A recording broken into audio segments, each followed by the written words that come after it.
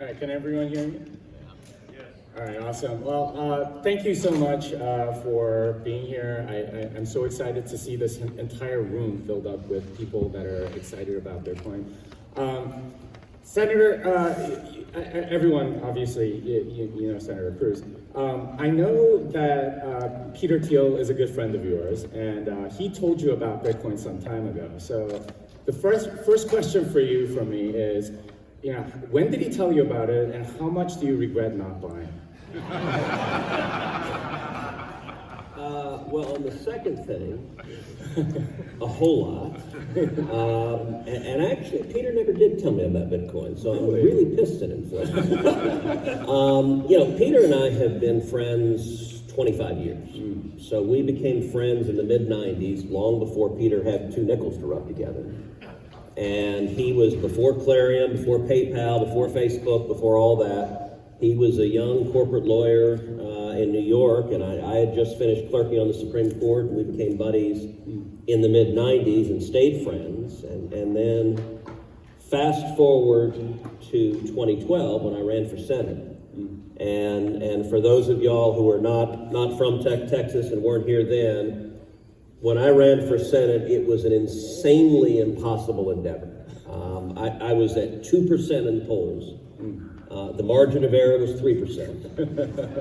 And those are real numbers, by the way. They're a lot of math folks here, that's what the numbers were. It was incredibly uphill. And Peter was my single biggest financial supporter when I ran for Senate. In fact, it was an interesting story. He initially wrote $1 million check to a PAC that was supporting me. And as a result of that, I was running against an incumbent statewide official who was worth about $200 million and was outspending us like crazy. And our rival campaign planted an article in the paper that said, Cruz's biggest supporter is gay, pot-smoking California libertarian. And they had all quotes on the record. They were not hiding that they were, sticking a knife in. And so, I called Peter and I sent him the article, and I'm like, man, I'm sorry. This is garbage. And Peter's sitting there reading it on the phone, and he goes, what assholes? He's like, all right, I'll give another $1 million. I'm like, okay. So that worked out for you, but obviously he didn't tell you about Bitcoin. He didn't mention a word, and I wish he had. What did you learn about Bitcoin? Look, to be honest, it's an ongoing process, but relatively recently. Obviously I was aware that it existed. I had a friend a few years back who was investing in it, but I didn't understand it very much. So it's kind of like, okay, this is interesting, but I'm not sure. And I will say, as it has grown, I've gotten more and more interested in not only the impacts on investing, but also the power of Bitcoin and crypto more generally as a hedge against inflation. The power to create entrepreneurs. One of the amazing things looking out at everyone here is this is a room full of entrepreneurs that are out there creating value and generating opportunity. And I think that is really potent. Well, so we're kind of curious, how are you educating yourself, and how are your colleagues in Congress also educating themselves on this topic? So listen, on the second part, they're not. There are not 5 members of the U.S. Senate that could tell you what Bitcoin is. They have no idea. One of the nice things about serving in a place like the Senate is you do have the ability to sit down with interesting people. So I'm doing now, multiple meetings. You and I have been talking. I've done multiple dinners in D.C., bringing in different people in the crypto world, and talking through, saying, okay, tell me about this. And to be honest, just asking lots of stupid questions.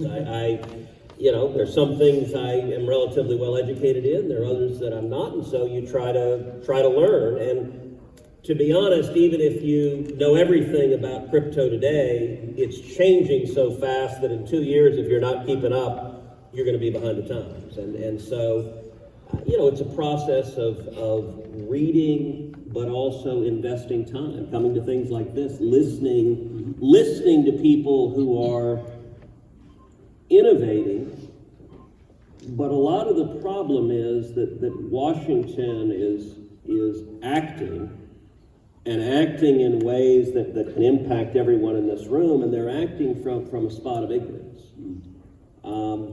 You guys are familiar with the so-called bipartisan infrastructure bill. $1.2 trillion, and a provision just stuck in there that would regulate almost every person in this room as a broker. Define you as a broker and put an obligation to report to the IRS your customers in every transaction they're having. And mind you, for a lot of folks, you don't have that information. If you're a software developer, you don't have information on customers. But this legal provision doesn't care about that. That is written into the bill right now. And we had a whole series of efforts to get it out. It popped in there.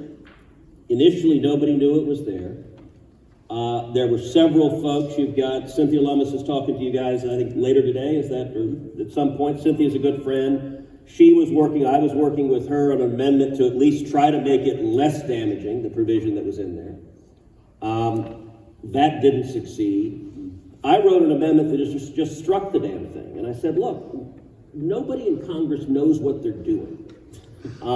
Is there... I think that's a good thing. But it's a dangerous thing that didn't stop Congress.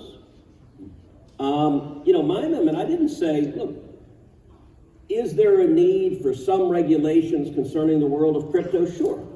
But presumably it ought to come from a place where it is educated and you have hearings and you have testimony and you understand the consequences of if the rules are X, Y, and Z, here's what's going to happen. That actually would be how a rational government would operate. At the end of the day, none of the amendments passed.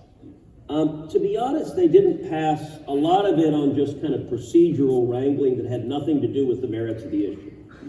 That provision is still in the infrastructure bill. The infrastructure bill passed the Senate, so it is right now at the House. And there is a very real possibility the House will take it up and pass it with no amendments.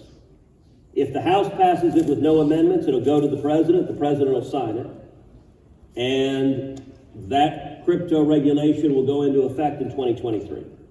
And it is one of the really dangerous things right now is that you've got a lot of folks in government that are skeptical of crypto and are willing to swing a big hammer in its direction without a whole lot of concern about the damage they do. Well, that brings up an interesting point and a great contrast to what's happening here in Texas, because obviously we have a very different regulatory regime, and we like to say here that Texas is Bitcoin country. What do you think is different about Texas that's attracting so many businesses, people in here? Like miners are literally coming from China and building large substations so they can, run their miners. What's different about Texas? What is it versus what's happening in DC? Well, look, the question, what's different about Texas, that could consume the whole day. But stated really simply, we love freedom. One of the central characteristics of Texas, you think of this state. This is a state that was founded by a bunch of wildcatters. These were guys who had fourth grade education, and they were drilling holes in the ground. And one after the other became the richest men on earth. I mean, that is still fundamentally in the ethos of Texas. I remember several years ago, I was meeting with the leadership team of a company that had moved from California to Texas. There are a lot of companies that have moved from California to Texas. By the way, this morning, let me say, Tesla, welcome to Texas. We're very glad.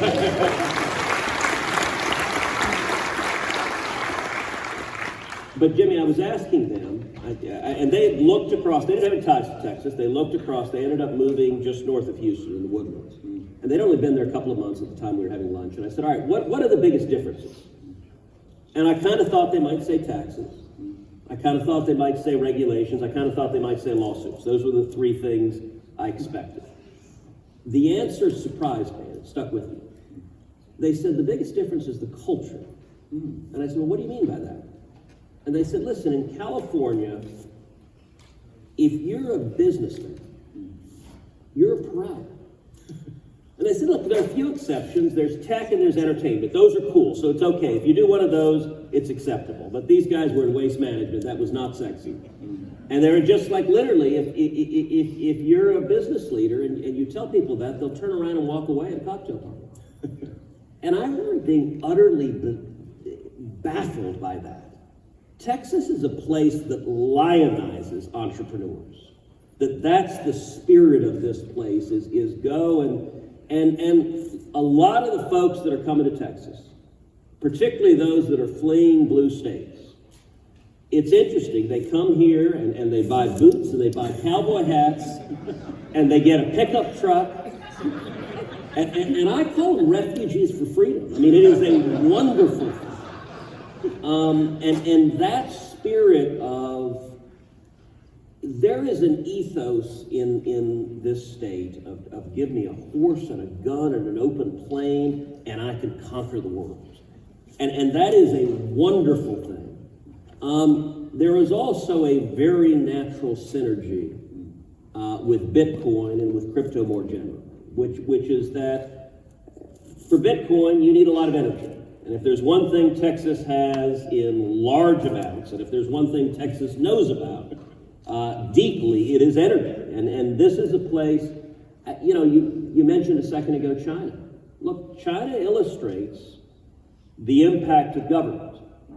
As you know, China has now banned Bitcoin mining, but banned transactions in Bitcoin. And I will say I think the Bitcoin community is fantastic and has visions of Bitcoin replacing currency globally in perpetuity that may or may not come to pass. I think there are some exciting possibilities there. I will say I think this community doesn't quite understand the vulnerability to government regulators who would destroy the entire endeavor. I think there's a little bit of technological utopianism of, the blockchain is pristine and the technology can't be messed with. Well, there's one force that can consistently kick in your doors and seize your computers, and that is government. And China is illustrating that you can have all the technology in the world, but if they will throw you in a concentration camp for transacting in Bitcoin, that's going to be a real problem. And unless everyone here has El Salvadoran passports, you don't want to see the United States screw it up. And so I think Texas is a place I would like to see Texas become the center of the universe for Bitcoin and crypto. I would like it to be utopia. In other words, Texas is Bitcoin country. That's the tagline that we've been going over. You mentioned energy earlier, and obviously we had this very interesting event that happened in February here. Yeah. What do you think of Bitcoin's role in sort of stabilizing the energy structure here in Texas? So I think it's potentially very exciting.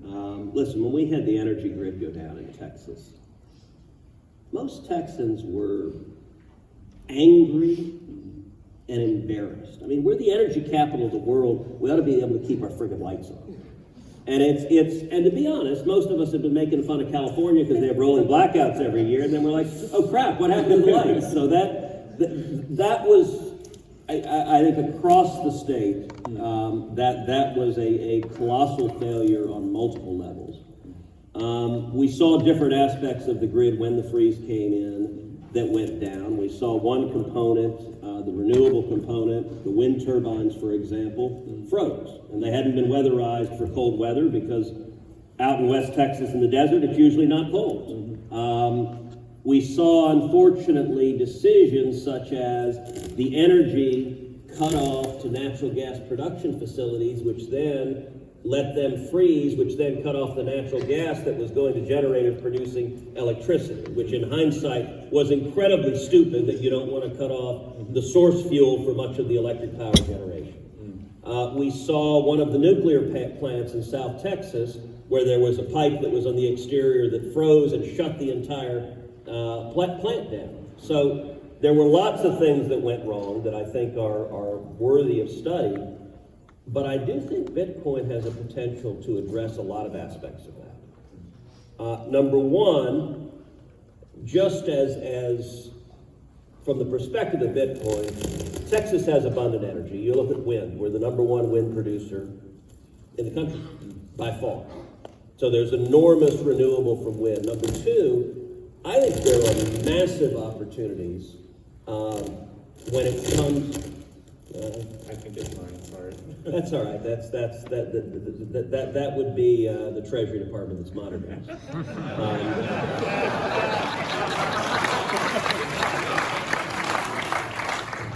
Hello, Janet Yellen. Janet Yellen.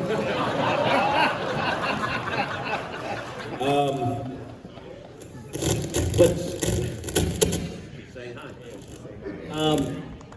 If you look at natural gas right now, and in West Texas, the amount of natural gas that is being flared, 50% of the natural gas in this country that is flared is being flared in the Permian right now in West Texas. I think that is an enormous opportunity. I think that is an enormous opportunity for Bitcoin, because that's right now energy that's just being wasted. And it's being wasted because there's no pipelines, there's no transmission equipment to get that natural gas where it could be used the way natural gas would ordinarily be employed, so it's just being burned. And so some of the really exciting endeavors that people are looking at is can we capture that gas instead of burning it, use it to put in a generator right there on site, use that power to mine Bitcoin. But in terms of the point you're making, part of the beauty of that also is, A, the instant you're doing it, you're helping the environment enormously, because rather than flaring that natural gas, you're putting it to productive use. But secondly, because of the ability of Bitcoin mining to turn on or off instantaneously, if you have a moment where there's a power shortage and a power crisis, whether it is a freeze or some other natural disaster where power generation capacity goes down, that creates the capacity to instantaneously shift that energy to put it back on the grid. If you're connected to the grid, and many of those I think will be connected to the grid, they become excess reserves that can strengthen the grid's resilience by providing a significant capacity of additional power to be available for critical services if and when it's needed. So I think that has enormous potential, and it's something that in 5 years I expect to see a dramatically different terrain with Bitcoin mining playing a significant role as strengthening and hardening the resiliency of the grid. Well, and by the way, it's a weird point. A lot of the discussion about Bitcoin views Bitcoin as a consumer of energy, and a lot of the criticism directed at it is the consumption of energy. The perspective I'm suggesting is very much the reverse, which is as a way to strengthen our energy infrastructure. And it also has, look, one of the exciting things about crypto also is the ability to unlock stranded renewables. So there are a lot of places on Earth where the sun shines a lot and the wind blows a lot, but there aren't any power lines. And so it's not economically feasible to use that energy. And the beauty of Bitcoin mining is if you can connect to the internet, you can use that energy and derive value from those renewables in a way that would be impossible otherwise. And I think we're going to see in the next 5 to 10 years massive innovations in that regard as well. Great points, obviously. The ESG narrative is very much in how much Bitcoin is consuming, whereas I think what Senator Cruz is saying is it's actually stabilizing the energy grid, and it allows for higher capacity, which allows for a lot more people, or a lot more resilience against natural disasters and things of that nature. But it is something that keeps coming up, and we're seeing a lot of FUD like, hey, you're using as much energy as the country of Denmark, or the e-waste from miners is more than a landfill here or there. It almost seems like they're trying to throw everything at a wall and see what sticks. How do we sort of combat this as a community? Well, I think education is going to continue to play a critically important part. Right now, the entire crypto community uses about a third as much energy as Facebook, Google, and Amazon put together. So yes, there's energy consumption, but there are other endeavors that are consuming energy as well. And it's one of the reasons why I think Texas is particularly hospitable to it. What we're talking about is fundamental and transformational innovation. And it's energy innovation, it's financial innovation. Texas is a place where innovation is in the DNA. And I'll use an example, an energy example, but if you think of Bitcoin as part of the energy world, the example makes more sense. So when I travel the country and I talk to young college kids who are Bernie Sanders supporters, and they are very deeply focused on climate and climate change, and I'll ask them, I'll say, tell me what individual has done the most to reduce carbon emissions in the last 50 years? And inevitably they have no idea. And there is an objectively right answer to that question, and the answer to that is George Mitchell. Now, George Mitchell is a Texas oil man. He is the son of a Greek goat herder, landed in Galveston, Texas. And George Mitchell pioneered fracking. So he discovered how to extract natural gas, how to extract oil from shale formations. We knew it was there, but didn't know how to get it out. And a couple of things are interesting. Number one, where he did it was under the Barnett Shale. The Barnett Shale is underneath Fort Worth and Dallas. There is no place on planet Earth where you could have done this other than Texas. Imagine for a second you're in San Francisco, and you go to the San Francisco City Council, and you say, okay, so I want to drill down, I want to go horizontal, I want to frack the hell out of it, and by the way, we don't know what we're doing. We're just going to try a bunch of stuff and see what works. And we want to do so right underneath downtown San Francisco. Like, you would be laughed out of the room. Mitchell went to Fort Worth, and Fort Worth said, hey, sounds good to us. That's Texas.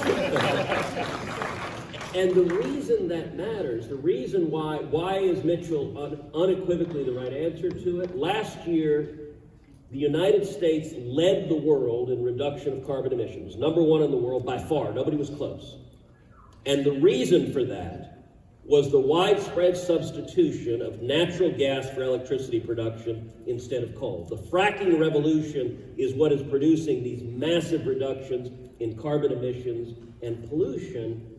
And the analogy here is the receptivity to innovation in a way that nobody understood. Nobody thought. People made fun of Mitchell, said this guy's an idiot and he's pouring money into the ground and he's wasting it and there's no way this will work. And it changed the world. That same openness to radical innovation is, I think, what makes Bitcoin in Texas a perfect marriage. That's awesome. So switching gears a little bit, you mentioned Secretary Yellen sort of possibly tapping into our conversation. There is sort of like a financial privacy angle to all of this. The current administration is proposing that anything over $600 would have to be reported. There's a lot of financial privacy that's kind of being laid by the wayside as Washington wants to know pretty much everything about us. How are you protecting Texans from this incredibly invasive privacy breach? And do you think Bitcoin has a role in sort of solving some of this? So I do. Look, I think it is incredibly dangerous. The provision you're talking about is in, so there are two big bills that are right now pending in Congress. There's number one, the $1.2 trillion so-called bipartisan infrastructure bill, That's the provision that regulates most of the crypto world as brokers. Secondly, there is what is commonly referred to as the $3.5 trillion bill, although it's actually more like $5.5 trillion. Those are bogus numbers. That is the Bernie Sanders budget. And within that is a provision that requires financial institutions to report any transaction that is $600 or more to the IRS. So literally, if you're driving a nice car and your car payment is more than $600, every month that gets reported to the IRS. Any transaction you make. I think it is a grotesque violation of privacy. You look at, right now, the $10,000 reporting limit for transactions. That was adopted decades ago. If you just adjusted that $10,000 limit for inflation, it would be $60,000. So it was justified as really large transactions the government will monitor. You can understand a justification for really big transactions.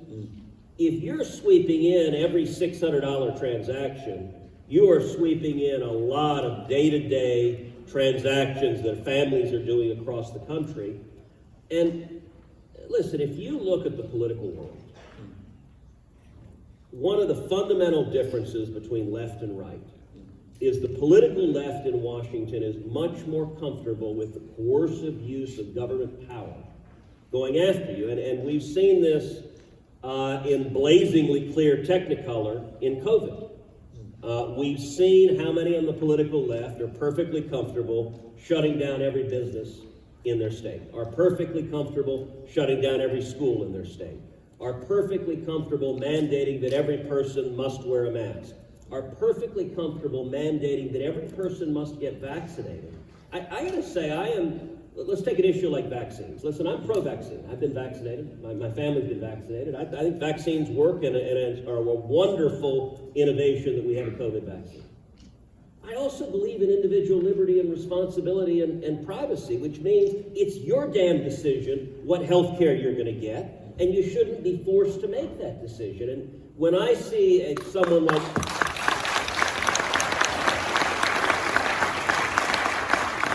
When I see someone like Gavin Newsom issuing an order in California that every school kid must get the COVID vaccine, I think that's a grotesque violation of privacy. Who the hell put him in charge of your kids or my kids? And thankfully nobody, because we're not in California, we're in Texas. But the financial privacy, that reporting requirement is because, why is that in the Bernie Sanders budget? Because they project that it would raise $28 billion. Why? Because a lot of folks in Washington, particularly in the Democratic Party, think that half the people here are money launderers. And so they say, if you force you to report every transaction, we'll find a bunch of crooks, and if we find a bunch of crooks, the tax man cometh, and we can go get a bunch of tax money. I think that is a really dangerous dynamic, and I think it is a growing threat. Well, so we don't have that much time left, but you are very experienced as a Supreme Court advocate. You're used to sort of convincing people that may not disagree with you. How are you going to convince Democrats about the goodness of Bitcoin? What argument would you make to them? I guess as a lawyer, as a legislator, and as a Bitcoin advocate. So listen, I think that is a difficult task, and the short answer is that I'm not going to, you're going to. Listen, right now, Washington Democrats do not like Bitcoin, and they don't like crypto. They don't like anything about it. Number one, they don't like the individual freedom, the privacy, the autonomy that it creates. You look at where Washington is, they want power. Bitcoin is a threat to the power of government. Second, one of the sources of government power is a monopoly on money. And how do you fund the socialist transformation of America? Part of it is you run the printing presses and inflate the hell out of the currency. as more people pull their money into the crypto world as a hedge against current inflation. Look, if you are a big government spender, you love inflation because it lets you, look, the incentives in Washington, if you can spend trillions of dollars with no limit and just keep printing money, the incentives for a politician are pretty straightforward. Why is it that communist China shut down Bitcoin? For the same reasons. They don't like the freedom, they don't like the privacy, they don't like that it is outside of government control. The reality, listen, Elizabeth Warren is leading the charge against Bitcoin. And by the way, there are a couple of decisions you want to make. One, being in a state like Texas that is friendly to innovation in Bitcoin. But two, nationally, national regulation can have a crushing impact. How many people here remember Napster? Remember Napster? And look, Sean Parker was doing great, making a ton of money, and boom, the recording industry came in, filed a lawsuit, and it disappeared. The banks don't like you. And that's why the Treasury Department doesn't like you. And that's why Democrats don't like you. That dynamic is real and fundamental. I think there are lots of arguments we can make. I think there are great arguments that can be made that Bitcoin enhances efficiency, reduces transaction costs, can make a big impact addressing inequality. If you look at the transaction costs, particularly low-income people will pay, it provides great benefits for low-income people. It provides a great hedge against inflation. Inflation is a regressive tax that hurts the most vulnerable more than anyone else. I think there are great arguments you can make environmentally that, for example, turning flared gas into productive use has an enormously positive impact on the environment. All of those are good arguments, and we can make them to the people. Here's the unfortunate reality. They're not going to persuade Democrats. This is fundamentally, look, in California, they sent in bulldozers to fill skate parks with sand so that kids couldn't skate during COVID. Those are not people that are engaged in rational cost-benefit analysis.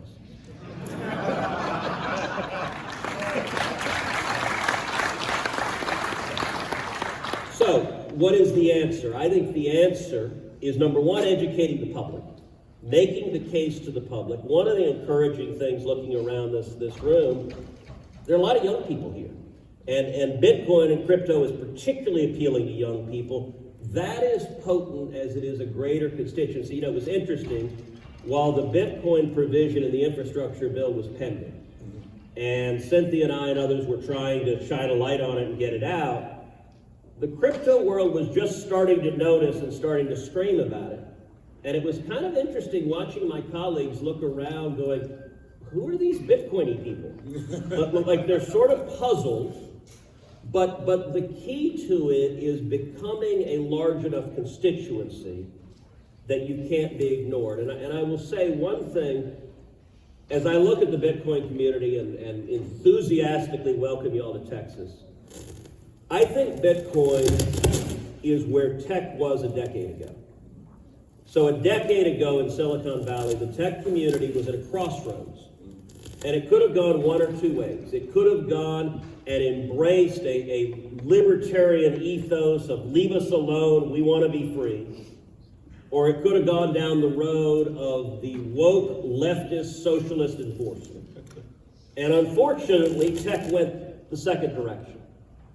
And look, it's so bad we started by talking about Peter Thiel. Peter moved out of Silicon Valley because he no longer felt welcome there. That is an amazing statement when they're driving Peter Thiel out of Silicon Valley.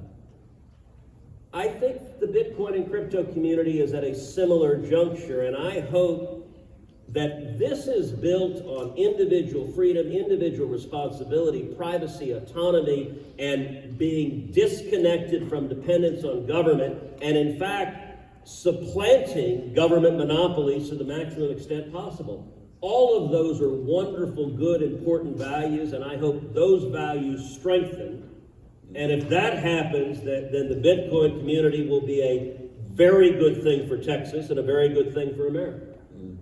Well, so it sounds like what you're saying is we have to be the ones to convince the people in Congress, and we can make some of these arguments that you outline, like it does help with wealth inequality, with the environment and things like that, but we have to be the ones to bring it up to them because they're not gonna learn it on their own, something like that. They don't respond to logic or reason. They respond to power.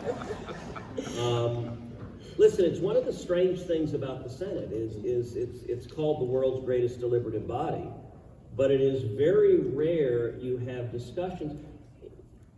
All right, when it comes to something like energy, if the left believed what they said about climate change, they wouldn't implement the policies of the Biden administration. Because, for example, let's day one, Joe Biden shut down the Keystone Pipeline. That decision destroyed 11,000 jobs with the stroke of a pen, 8,000 union jobs. But not only that, it was bad for the environment, because what is the next step that's going to happen? Well, the Canadians are not going to leave the oil in the tar sands. They're continuing to develop that oil. So now they're either putting it on trucks and trains and sending them south to the United States, or they're putting them on ships going west to China. In either instance, it's dirtier, it pollutes more, and there's a much greater risk of a spill than a pipeline, which has the lowest risk of a spill and pollutes the least. So, if you simply took the premises they claim, that there is a climate disaster destroying planet Earth, that was a dumbass decision. and by the way, you connect it also to something like, also the first week of office, Joe Biden shut down all oil and gas leasing on all federal lands. So we're seeing U.S. production dropping dramatically. A few weeks ago, Biden publicly called on OPEC to produce more because suddenly, politically, Democrats got worried that the price of gas is going up. So he's asking Saudi Arabia, he's asking Russia, produce more oil. By the way, they all produce oil much dirtier than we do. They produce more CO2, more pollutants. So they're literally substituting low pollution energy for high pollution energy. If the only thing you cared about was carbon and climate, if that's the only metric you judged that decision on, it was an idiotic decision. When you make these arguments in Washington, and I make these arguments with my Democratic colleagues, they simply look at you and blink, and they don't engage substantively. The only thing that will get their attention is power and money.